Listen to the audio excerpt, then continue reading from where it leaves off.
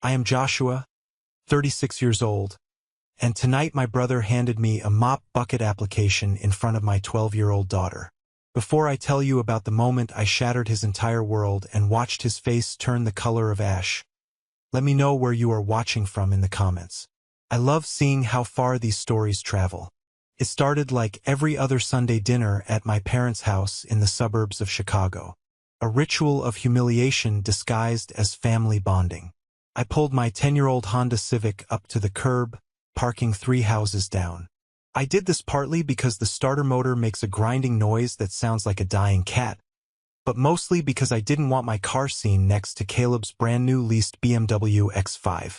My daughter, Lily, unbuckled her seatbelt. She looked at me with those big, intelligent eyes that notice way too much for a 12-year-old. She reached over and squeezed my hand. Her hands were small, but her grip was strong.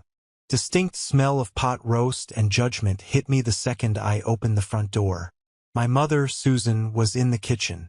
She didn't turn around when we walked in.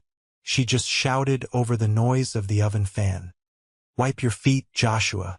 We just had the carpets professionally cleaned. Caleb paid for it." "Hi, Mom. Good to see you too," I said, my voice flat. I wiped my boots on the mat until I was sure not a speck of dust remained. It wouldn't matter. I was the dirt they couldn't scrub out. We moved into the dining room. My father, Robert, was sitting at the head of the table, nursing a scotch. He didn't offer me one. He barely looked up from his tablet. But when Caleb walked in from the patio, the whole room seemed to brighten. Caleb is 4 years older than me. He's the golden boy. He works as a supply chain manager for Apex Parts, a massive distribution company. To my parents, he is the second coming of Elon Musk.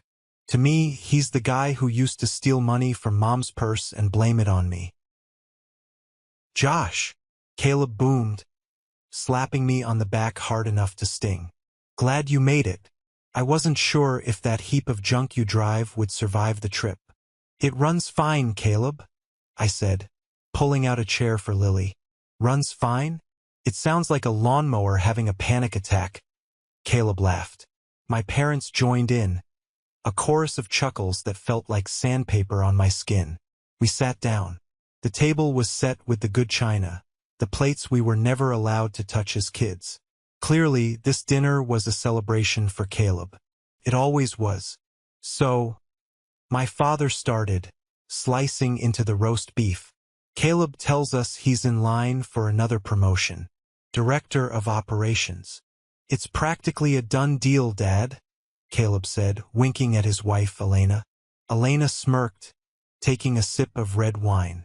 She looked at me with pity, the kind of look you give a stray dog you have no intention of feeding. "The current director is retiring next month. The CEO, Mr. Sterling, practically told me the office is mine." "That's incredible, son." My mother beamed. She looked at him with an adoration she had never, not once, directed at me. "You've worked so hard. You deserve every penny of that salary." "It's a significant bump," Caleb said, feigning modesty. "We're thinking of upgrading the house. Maybe a place with a pool for Braden." Braden, Caleb's son, was sitting across from Lily playing on a Nintendo Switch at full volume. Nobody told him to turn it down. "That's wonderful," I said, trying to be civil. "Congratulations, Caleb." Caleb stopped chewing. He turned his head slowly to look at me. The air in the room grew heavy. "Thanks, Josh. But honestly, hearing congratulations from you feels a bit rich." "Excuse me?" I asked. "Well," Caleb wiped his mouth with a linen napkin. "I'm out here securing my family's future, building a legacy. And you, well, what have you done this year, Josh? Still consulting?" He used air quotes around the word consulting. "I'm doing fine, Caleb. We have everything we need." "Do you?" Elena chimed in. Her voice was high and sharp. "Because Lily's sneakers look like they've been through a war zone. And I heard from a friend that you're behind on the PDA fees." My grip on my fork tightened. My knuckles turned white. Lily likes those sneakers. And the fees are paid. It's not just the fees, Joshua, my father grumbled. It's the lack of stability. You're 36. When I was your age, I had a mortgage, a pension plan, and a savings account. You're floating. It's embarrassing. I'm not floating, Dad. I'm building something. Building what? My mother snapped. Debt? Disappointment. Lily shrank in her seat. She dropped her fork, the metal clanging against the china. I'm not hungry, she whispered. Eat, Lily, I said softly.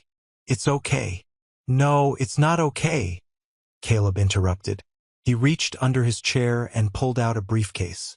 He set it on the table, pushing aside the bowl of mashed potatoes. The click of the latches opening echoed in the silent room.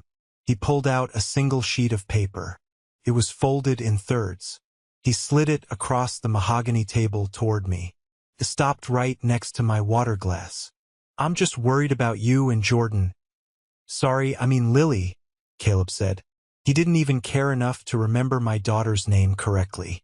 You can't keep going like this, living hand to mouth, pretending to be some entrepreneur while your daughter suffers. I looked down at the paper. At the top, in bold letters, it read, Apex Parts, Facilities Maintenance Application. Below that, in the job description section, it listed duties. Restroom sanitation, floor mopping, waste removal, break room cleanup. It's a janitor position, Josh, Caleb said, his voice dripping with fake concern. It's entry-level, obviously, but it comes with benefits. Dental, vision. You could finally get Lily's teeth fixed. There was nothing wrong with Lily's teeth. You want me to clean toilets at your company? I asked, my voice dangerously calm. I'm offering you a lifeline. Caleb threw his hands up. The pay is $18 an hour. That's steady money. Better than whatever imaginary clients you have. My mother leaned in, nodding aggressively. Take it, Joshua. Don't be too proud. It's honest work.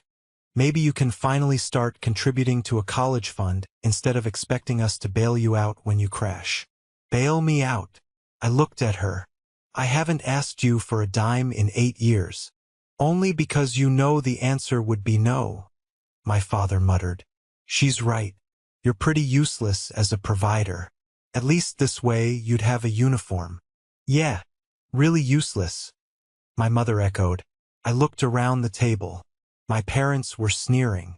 Elena was suppressing a giggle behind her wine glass. Caleb looked like a king bestowing crumbs upon a peasant. Then I looked at Lily. Her face was flushed bright red. She was staring at her lap.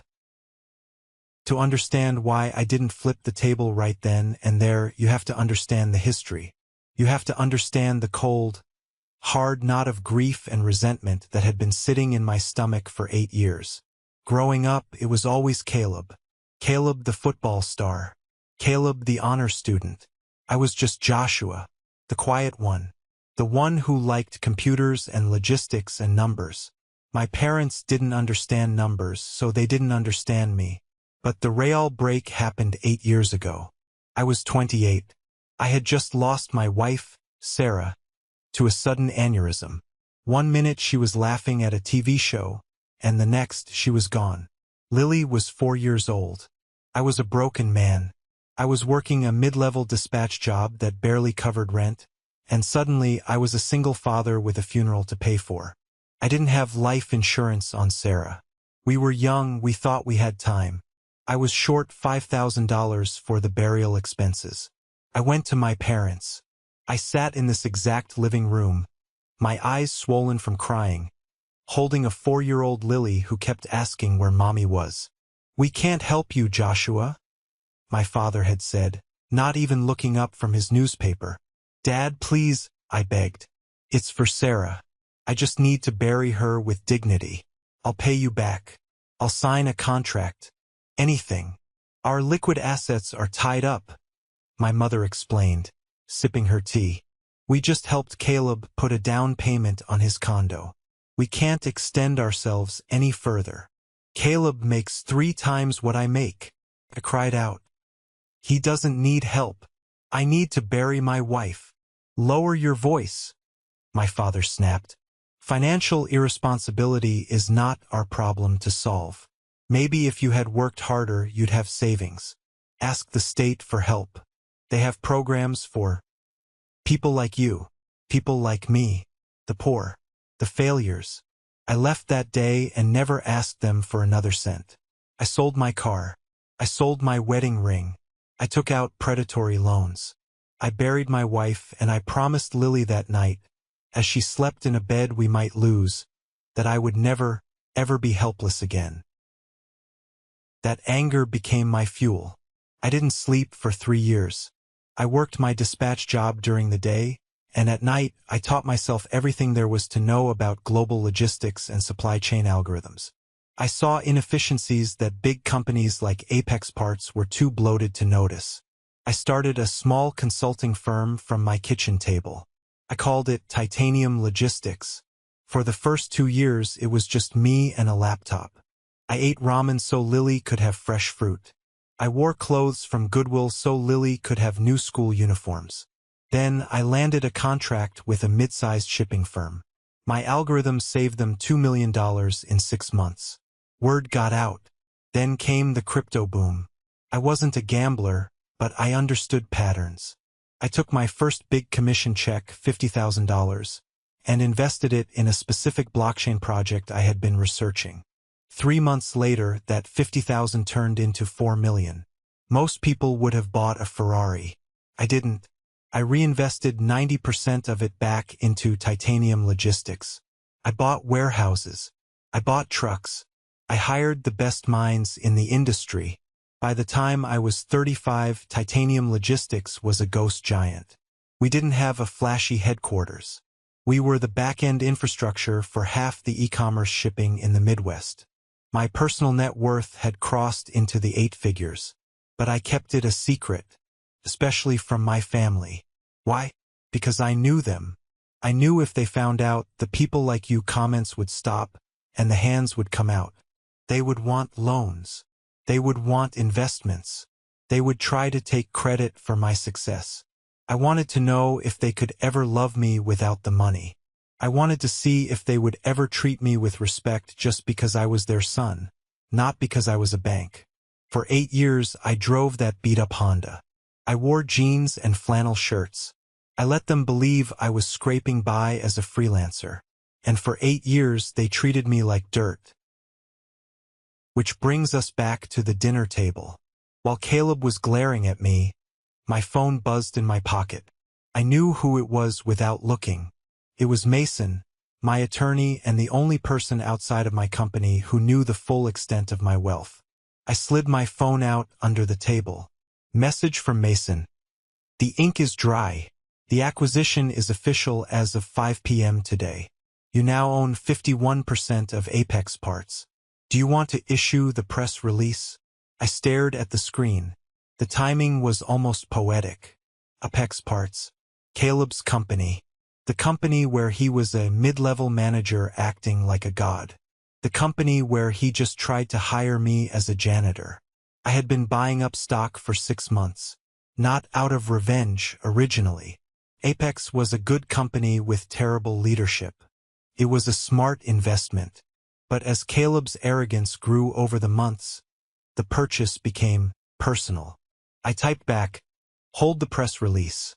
I'm going to deliver the news in person. I looked up. Caleb was still ranting. You think you're too good to clean floors, Josh? That's your problem. No humility. You think the world owes you a living because your wife died. The room went cold. Even my mother looked shocked. Caleb, she whispered. That's a bit much. No, it's the truth. Caleb slammed his hand on the table. He plays the victim card. Oh, poor me. I'm a widower.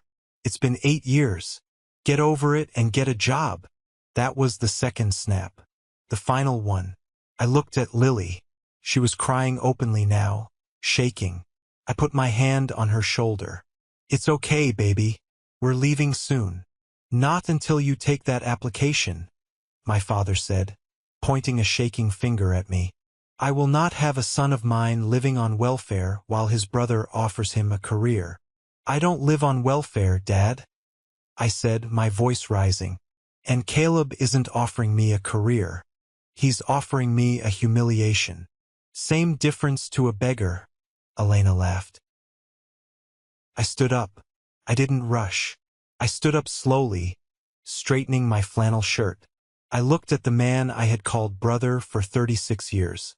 I looked at the parents who had abandoned me in my darkest hour. You're right, Caleb, I said. I do need to get over it. I need to get over the idea that you people are my family. Sit down, Joshua, my father barked. No, I said. I think I'll stand. And Caleb, about that assistant I mentioned? His name is Adrian. He used to be the VP of logistics at Amazon. I hired him last year. He handles my schedule now. Caleb scoffed. You hired a VP from Amazon? With what money? Did you find a winning lottery ticket in the gutter? No, I smiled. It wasn't a nice smile. I hired him with the profits from my company. Titanium Logistics. Caleb froze. The name registered. Everyone in the industry knew Titanium. We were the disruptors. We were the ones eating Apex Parts market share for lunch. You know Titanium? Caleb stammered. You work for them? Are you a driver? I don't drive the trucks, Caleb, I said, reaching for my phone. I own them. Silence is a funny thing. There's the silence of peace. And then there's the silence of a bomb that has landed but hasn't exploded yet. This was the second kind. You own them, Caleb repeated, his voice cracking. You own Titanium Logistics? Founder and CEO, I clarified. We did $140 million in revenue last year. But who's counting? Bullshit, my father spat. Absolute bullshit. You're lying, Joshua. You always were a liar. Remember when you said you didn't steal that money from your mother's purse? I didn't steal it, Dad. Caleb did. Just like he's stealing from Apex Parts right now. The accusation hung in the air. Caleb's face went from pale to purple. He jumped up, knocking his chair over. You little punk. You come into my house, disrespect my job, lie about being a millionaire, and now you accuse me of theft. He lunged for me. He grabbed the collar of my flannel shirt. Apologize, he screamed, spitting in my face. Apologize to your mother and me for being a disappointment. And take that damn job application. Get your hands off me, I said calmly. Or what? You'll cry. Caleb shook me. Hey, Lily screamed. She jumped up and shoved Caleb. She was 12 and he was a grown man, but she shoved him with everything she had. Leave my dad alone. Caleb stumbled back, shocked. Then he turned on her. You little brat. No wonder you have no manners. Raising yourself while your dad plays pretend. My mother stood up. Lily, sit down and be quiet. This is adult talk. No, Lily yelled back, tears streaming down her face but her chin held high. You're all mean. You're terrible people. My dad is the best person I know. He works harder than all of you. He buys people groceries when they can't pay. He donates to the shelter. You don't know anything about him. He's a loser, honey, Elena sneered. And he's teaching you to be a loser too. That was it. The beast was out of the cage. I didn't punch Caleb. I wanted to. God, I wanted to shatter his jaw. But I had something much more painful in mind. I pulled his hands off my collar. I brushed myself off. You want proof? I asked. You want to see what I've been doing while you were building a legacy? I held up my phone. Dad, turn on the TV. The big one. I'm not turning on anything for you, my father said. Fine. I'll do it myself. I tapped the cast icon on my phone. I synced it to the massive 85-inch Samsung TV mounted on the dining room wall. Another gift Caleb had bragged about buying. The screen flickered to life. It mirrored my phone screen. What is this? Mom squinted. Is that A bank statement? No, I said. This is the corporate organizational chart for Apex Parts. Your company, Caleb. On the screen, a complex tree of names and titles appeared. At the top was the CEO, Sterling. Below him, the VPs. Then the directors. I know the org chart, Caleb sneered, though he looked nervous. So what? You Googled my company? Look closer, I said. I zoomed in on the supply chain department. There was Caleb's name, Caleb Miller, regional manager. Now, I said, let's look at the ownership structure. I swiped to the next slide. It was a legal document, a stock purchase agreement. Buyer, Titanium Holdings LLC. Signatory, Joshua Miller. Target, Apex Parts Incorporated. Shares acquired, 51.4%. Date, today. You see that signature? I pointed to the screen. That's me. Caleb squinted. He read it. He read it again. His knees seemed to give out, and he leaned heavily on the table. No, he whispered. That's impossible. Titanium is... That's a massive conglomerate. You drive a Civic. I drive a Civic because I don't need a BMW to prove I'm a man, I said. And yes, I bought the majority stake in Apex Parts this morning. Which means, Caleb, as of 5 hours ago, I am your boss's boss. This is a prank, Elena said, her voice trembling. He photoshopped it. Look at him. Look at his shoes. He's broke. Am I? I tapped my phone again. Let's check your work email, Caleb. Since I own the servers now, I have admin access.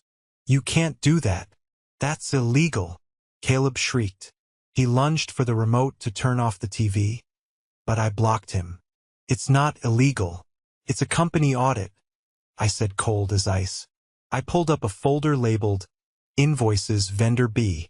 You've been routing shipping contracts to a shell company called Rapid Route, haven't you, Caleb?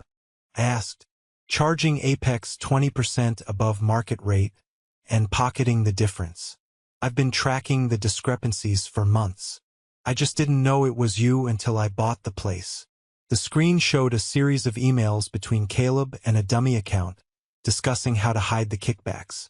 That's not what it looks like, Caleb stammered. Sweat was pouring down his forehead now. My father stood up, his face gray. Caleb, what is this? You said you were being promoted for performance.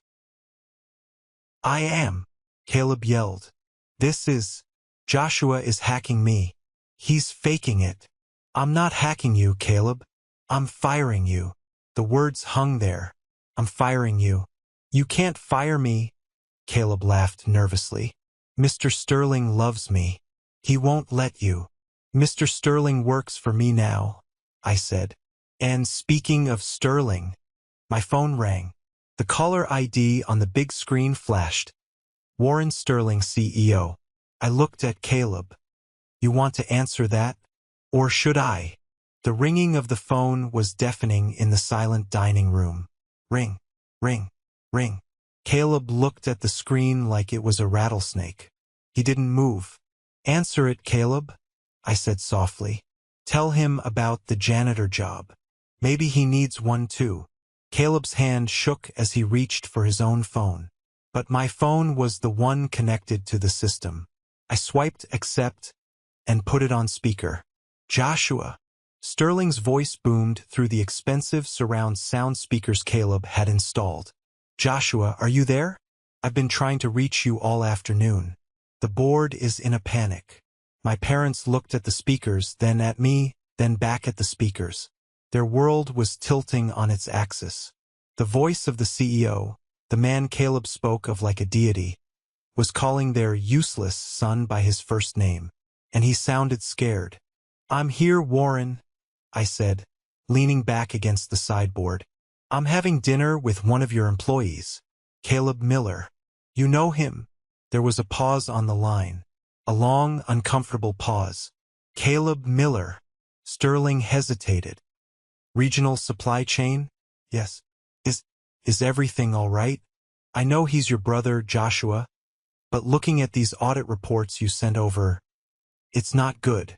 No, it's not, I said, keeping my eyes locked on Caleb. Caleb was shaking his head frantically, mouthing the word no. Warren. Caleb just offered me a job in facilities maintenance. Apparently, he thinks I have a knack for cleaning up messes. I don't understand, Sterling stammered. It's irony, Warren, I said, because I'm looking at the rapid route invoices right now. How long has he been skimming off the logistics budget? 2 years? 3. We estimate 3 years, Sterling said. His voice was professional now, cold. We're talking about $300,000 in fraudulent markups. Joshua, we were going to bring legal into this on Monday, but since you're family, treat him like any other employee who stole from the company. I cut in. Joshua, my mother screamed. She grabbed my arm. Stop it. You're ruining his life. Tell him it's a mistake. I shook her off. I didn't steal the money, Mom. He did. Remember? Financial irresponsibility is not our problem to solve. I turned back to the phone. Warren, I want Caleb removed from the building. Revoke his security clearance immediately and freeze his severance. We'll let the forensic accountants decide if we press charges. Understood, sir, Sterling said. I'll notify HR and security. Is there anything else? Yes. The promotion he was bragging about? Cancel it. And Warren? Yes, Joshua? Prepare the boardroom for 8 a.m. tomorrow. I'm coming in to restructure the entire executive team. If you knew he was stealing and didn't stop it, you might want to update your resume too. I had suspicions, but 8 a.m. Warren. I hung up.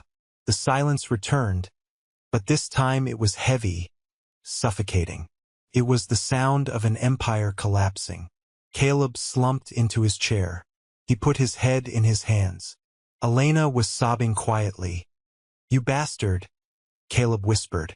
You planned this. You waited until tonight to humiliate me. I didn't plan anything, Caleb, I said. I was going to wait.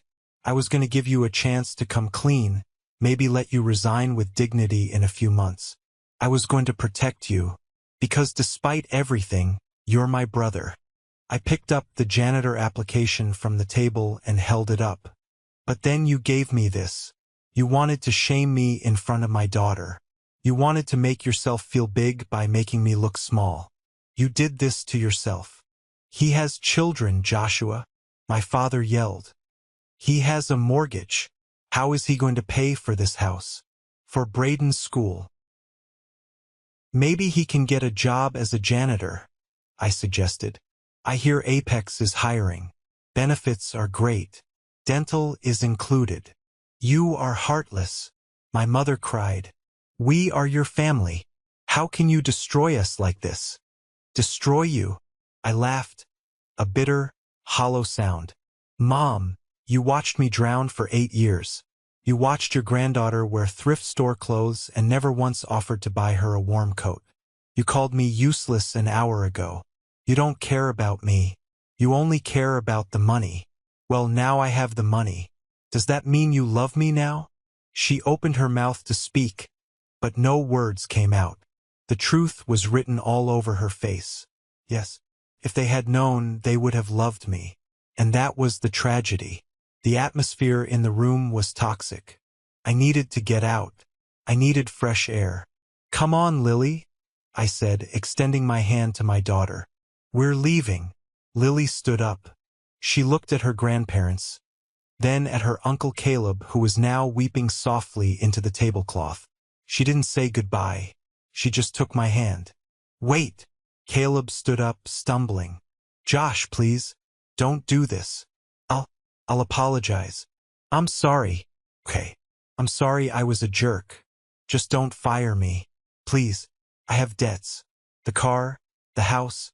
I'm leveraged to the hilt. You should have thought about that before you stole from my company. I said. Dad, do something. Caleb screamed at our father. Robert stood in front of me, blocking the exit to the dining room. You are not leaving until you fix this. You will call this Sterling man back and tell him to reinstate your brother. Move, Dad, I warned. Or what? You'll hit me? No, I said. I'll just buy the bank that holds your mortgage and foreclose on this house too. It was a bluff mostly, but fear flashed in his eyes. He stepped aside. We walked to the front door. The entire family followed us, a pathetic procession of regret. As I opened the front door, light flooded the entryway. But it wasn't the street lights. It was the high-intensity LED headlights of a car parked right in front of the driveway, blocking Caleb's BMW. It wasn't my Honda. It was a Rolls-Royce Phantom. Black, sleek, massive. The spirit of ecstasy ornament on the hood gleamed in the night. My parents stopped dead in the doorway. Caleb wiped his eyes and squinted. Whose car is that? Elena whispered. The driver's door opened. A man in an immaculate suit stepped out. It was Jonathan, my head of security and personal driver. He wasn't just a driver. He was an ex-Navy SEAL who had been with me since the early days of Titanium. He walked up the driveway, ignoring my family, and stopped in front of me. He nodded respectfully. Good evening, Mr. Miller, Jonathan said deeply. Adrian sent me. He thought the Honda might be unreliable for the ride home. And the jet is fueled and ready for the Dubai meeting tomorrow. The jet? My mother whispered. You have a jet? Thanks, Jonathan, I said. The Honda is parked down the street. Have someone pick it up and donate it to charity. Consider it done, sir, Jonathan said. He walked over to the rear passenger door of the Rolls-Royce and opened it with a white-gloved hand. I looked back at my family one last time. They were huddled on the porch, bathed in the glow of the porch light and the headlights of a $500,000 car. They looked small. They looked ordinary. Joshua? My mother stepped forward, her voice trembling with a sickly sweet tone I hadn't heard in decades. Joshua, baby, please, don't leave like this. We can talk. We can work this out. We're a family. We can help you manage all this responsibility. Manage? I chuckled. Mom, I've managed a global logistics empire while raising a daughter alone for 8 years. I think I'm good. But we missed you, she cried, tears streaming down her face. Tears for the lost access to wealth, not for me. We want to be part of Lily's life. She needs her grandmother. I looked down at Lily. Do you want to stay, Lil? Lily looked at the woman who had slapped her hand an hour ago. She looked at the uncle who had called her father a loser. No, Dad, she said firmly. I want to go home. You heard her, I said. Joshua, please. Caleb ran down the steps, grabbing my sleeve. I'll do anything. I'll work as the janitor. I swear. Just don't cut me off. Don't let me lose everything. I pulled my arm away. You have a resume, Caleb? I said coldly. Submit it online. We'll keep it on file. I guided Lily into the plush leather back seat of the Rolls-Royce. The interior smelled of expensive leather and peace. I climbed in beside her. Jonathan closed the door. The sound was a solid, heavy thud that shut out the world. Through the tinted glass, I saw my parents and Caleb screaming, banging on the air, mouthing words I couldn't hear and didn't want to hear. To the airport, sir? Jonathan asked from the front seat. No, Jonathan, I said, putting my arm around my daughter. Take us to get some ice cream, then home. Very good, sir. As the car glided away, smooth as silk, I watched my childhood home disappear in the rearview mirror. I saw my father slump against the doorframe. I saw my mother crying into her hands. I saw Caleb kicking the tire of his leased BMW. And for the first time in 36 years, I felt absolutely nothing for them. No anger, no sadness, just a profound, quiet relief. This is the moment that changed everything, when I finally took back control of my life. Thank you for being patient and sticking with me this far. You guys are amazing. Please help me out by liking this video and commenting the number 1 below so I know you're riding with me. It not only helps more people find this story, but it tells me that my experience actually means something to you. Your support is the biggest motivation for me to share the rest of this journey. The inside of a Rolls-Royce is quieter than a library. It's designed that way to insulate you from the noise of the outside world. As we pulled away from the curb, Lily leaned her head on my shoulder. "Dad?" she asked softly. "Yeah, honey? Are we really rich?" I sighed. I had wanted to tell her differently. Maybe when she was 18. Maybe slowly. Not like this. "Yes, Lily. We are." "Like, buy a pony rich?" she asked, a small smile playing on her lips. "Like buy the stable rich," I admitted. "But listen to me." I turned to face her. "This changes nothing about who we are. We are still the same team. We still value hard work. We still treat people with respect. Money is just a tool, Lily. It's not who you are. Do you understand? Look at your Uncle Caleb.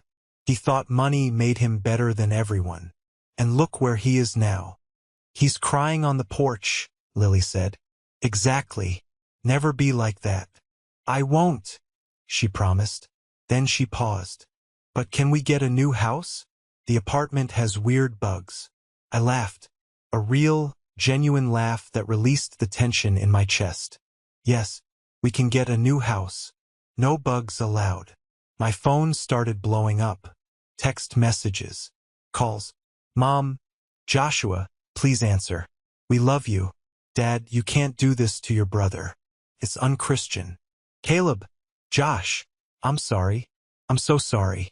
Please call Sterling back. Elena is going to leave me. Elena. Hey Josh. Just wanted to say I always knew you were special. Ignore Caleb, he's an idiot. Let's grab lunch." I read them out loud to Lily. We laughed at the audacity. Elena trying to switch sides 5 minutes after calling me a loser was the cherry on top. "What are you going to do?" Lily asked. "I'm going to do what I should have done 8 years ago," I said. I opened my phone settings. I went to contacts. I selected Mom. Block contact.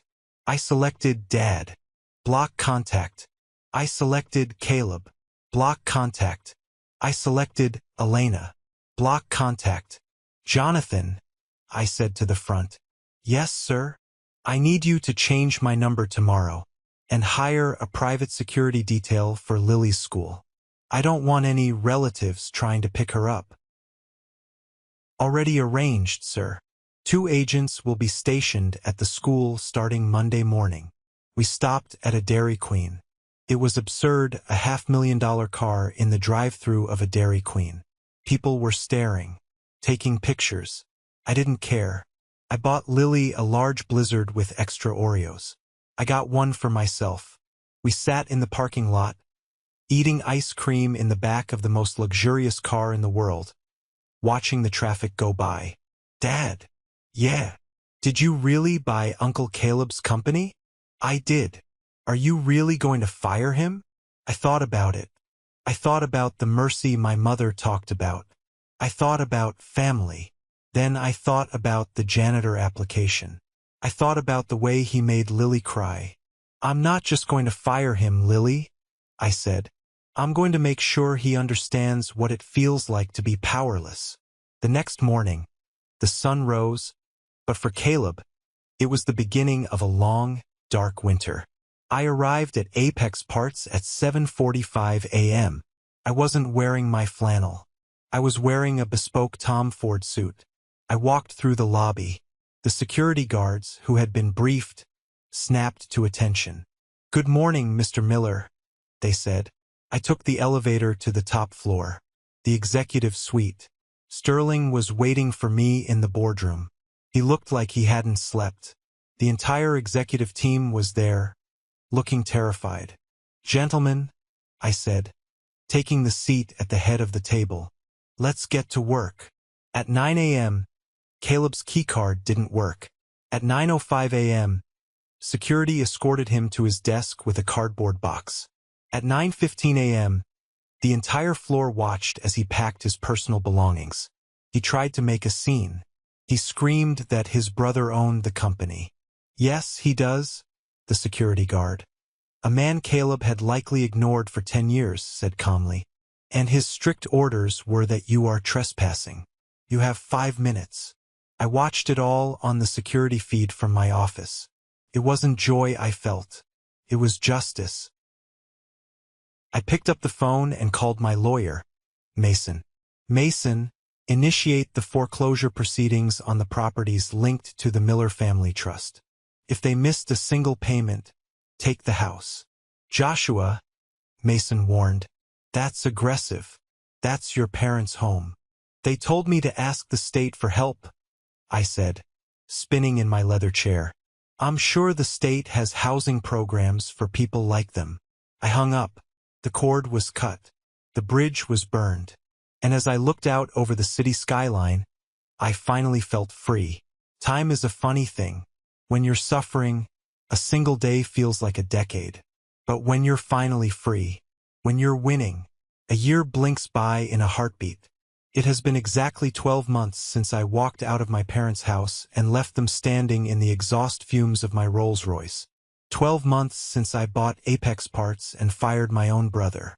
And let me tell you, a lot can change in a year. I was standing on the balcony of my new penthouse in downtown Chicago. The wind off the lake was cold, but I didn't feel it. I was wearing a cashmere sweater that cost more than my old Honda Civic. Behind me, the floor-to-ceiling glass doors were open, letting in the sounds of a party. It was Lily's 13th birthday. But it wasn't just a birthday, it was a coronation. Inside, Lily was laughing. She was surrounded by friends, real friends, not the children of my parents' country club associates who used to look down on her. She was wearing a dress she picked out herself, looking confident, happy, and light. That heaviness she used to carry, the shame of being the poor cousin, it was gone, vaporized. Adrian, my assistant and former Amazon VP, walked onto the balcony holding a tablet. "Sorry to interrupt the party, boss," Adrian said, handing me a glass of aged bourbon. "But Mason just sent over the final dossier you asked for. The 1-year review, as he calls it." I took the drink. "Is it done?"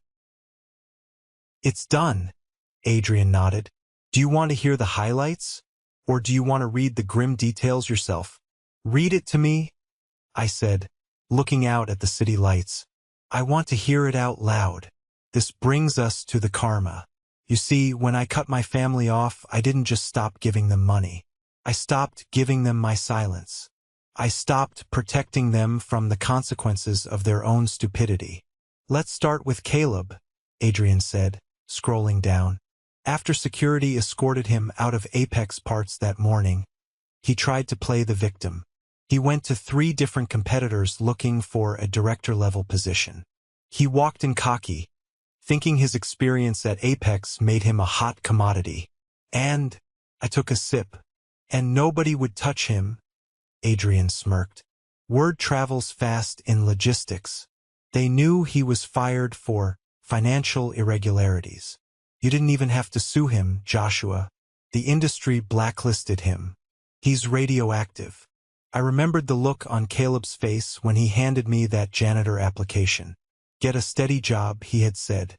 "So, where is he working?" I asked.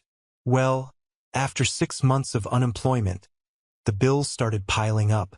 The lease on the BMW was terminated. The bank repossessed it. He's currently working as a shift supervisor at a big box hardware store in the suburbs. He makes $22 an hour." I let out a short, dark laugh.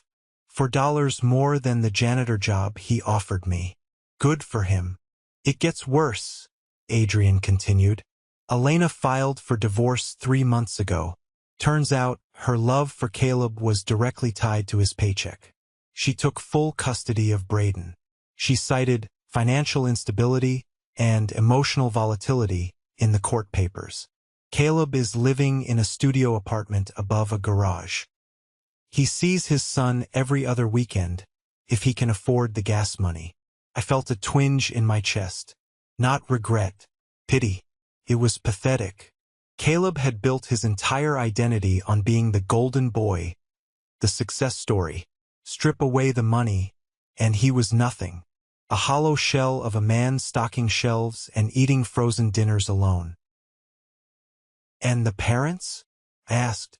This was the part one was dreading, but also the part one needed to know. Adrian swiped to the next page. His face grew serious. Your intuition was right, Joshua. They weren't just helping Caleb with down payments. They were fully funding his lifestyle. They had refinanced their house 3 times in the last 5 years to pay off Caleb's gambling debts and Elena's credit cards. They were drowning in debt, pretending to be rich. I knew it, I whispered. That's why they hated me. I was the mirror showing them their own failure. The foreclosure finalized yesterday, Adrian said softly. The bank took the house. The furniture, the china, the table where they mocked you, all auctioned off to pay creditors. I closed my eyes. That house. The house where I grew up. The house where I was told I was useless. Gone. Where are they? They moved into a 1-bedroom rental in a senior living community. It's modest. Mason says your father tried to apply for a loan last week, using your name as a reference. The bank flagged it immediately and denied it. Good. There's one more thing. Adrian hesitated. He reached into his jacket pocket and pulled out a crumpled envelope. This arrived at headquarters this morning. It bypassed the mailroom screening because it was marked personal urgent. It's from your mother. I took the envelope. It smelled like her perfume, a scent that used to mean safety, but now just smelled like manipulation. The handwriting was shaky. I tore it open. My dearest Joshua, I don't know if you'll read this. I know you're angry. You have every right to be. We were wrong. We were so wrong. Your father isn't doing well. The stress of the move. His heart isn't what it used to be. We miss you. We miss Lily. I saw a picture of her in the newspaper at that charity gala you hosted. She looks so beautiful. She looks like you. Joshua, please. We are old. We have lost everything. Caleb won't talk to us because he blames us for not fixing things with you. We are all alone. We don't need money, though God knows we are struggling. We just want our son back. We want to be a family again. Can you find it in your heart to forgive us? Just one coffee? Just one visit? Love always, Mom. I read it twice. The words blurred slightly. Do you want to reply? Adrian asked gently. Mason can draft a response. Or we can send a small stipend. Enough to cover their rent. I looked at the letter. Then I looked inside the apartment. Lily was blowing out the candles on a massive cake. She was surrounded by people who loved her for who she was, not what she could give them. She was safe. She was happy. I remembered the dinner. I remembered my mother laughing when Caleb called me a loser. I remembered her saying, financial irresponsibility is not our problem to solve. They didn't want me. They wanted the safety net I could provide. They wanted the status of being the parents of the billionaire Joshua Miller, not the parents of Joshua the struggling widower. No, I said. I took a silver lighter from the table, a gift from a business partner in Dubai. I flicked it open. The flame danced in the wind. I held the corner of the letter to the flame. Joshua. Adrian watched me. Are you sure? I'm sure, I said. We watched the paper curl and blacken. The words love always turned into ash and floated away over the Chicago skyline. If I let them back in, Adrian, I bring the poison back in. They made their choice 8 years ago when my wife died. They made their choice again at that dinner table. Consequences don't have an expiration date just because you're sad. I dropped the burning remnants into an ashtray and dusted off my hands. Tell Mason to ensure the foreclosure goes through smoothly. Don't intervene. And tell security that if they show up at the building or at Lily's school, they are to be treated as strangers. Understood, Adrian said. He looked at me with a new level of respect. "You're a tough son of a bitch, Joshua." "I had to be," I said. "They trained me well." I walked back inside, sliding the glass door shut. The noise of the city and the ghosts of my past were locked out. Inside, there was only warmth, music, and the future. I walked over to Lily. She handed me a slice of cake, grinning. "Who was that on the balcony, Dad?" she asked. "Just business, sweetheart." I kissed her forehead. "Old business. It's finished now." "Good," she said. "Come dance with me. You promised." And as I danced with my daughter in a room filled with light, I realized something profound. I wasn't just rich in money.